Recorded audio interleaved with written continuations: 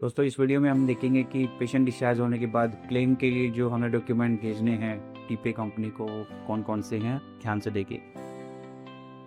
इसके बाद जब पेशेंट डिस्चार्ज हो गया फिर हमें क्लेम रेज करना है इंश्योरेंस कंपनी से। तो उसके लिए हमें फिर से एक पीडीएफ बनाना पड़ेगा जो कि या तो ईमेल से हम कंपनी को भेजेंगे या फिर अगर हम IHX पोर्टल या कंपनी का पोर्टल यूज़ कर रहे हैं तो उस पर वो पीडीएफ अपलोड करेंगे। तो सबसे पहले हम क्लेम बी फॉर्म डाउनलोड करेंगे जो कि हॉस्पिटल को भरना होता है अपने जो कैशलेस ट्रीटमेंट दिया है उसका क्लेम करने के लिए। क्लेम फॉर्म ए होता है वो पेशेंट को भरना होता है रिम्बर्समेंट के लिए। तो हम क्लेम फॉर्म बी डाउनलोड करेंगे गूगल से या कंपनी की वेबसाइट से, उसे फिल करेंगे।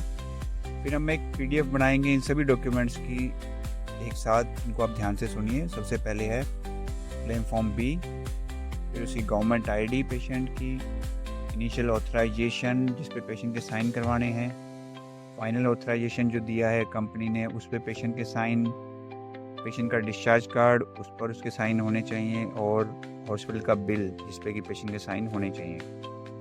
साथ में फिर हमें लगानी है फार्मेसी के सारे बिल्स, इंडोर फाइल का कवर, इनिशियल असेसमेंट जो डॉक्टर के द्वारा साइन की वो होनी चाहिए, सभी ट्रीटमेंट चार्ट साइन और स्टैम्प हुए हुए, फाइल में डॉक्टर के और एमओ के नोट्स साइन और स्टैम्प हुए हुए, और सभी रिपोर्ट्स जो कि हमने करवाई हैं पेशेंट की ड्यूरिंग द स्टे।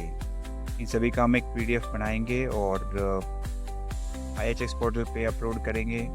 जो साइज़ है इसका 6 MB से कम होना चाहिए, तो हमें कंप्रेस करना पड़ेगा इस पीडीएफ को। ऑनलाइन कर सकते हैं गूगल पे जाके और फिर इसे अपलोड कर देंगे।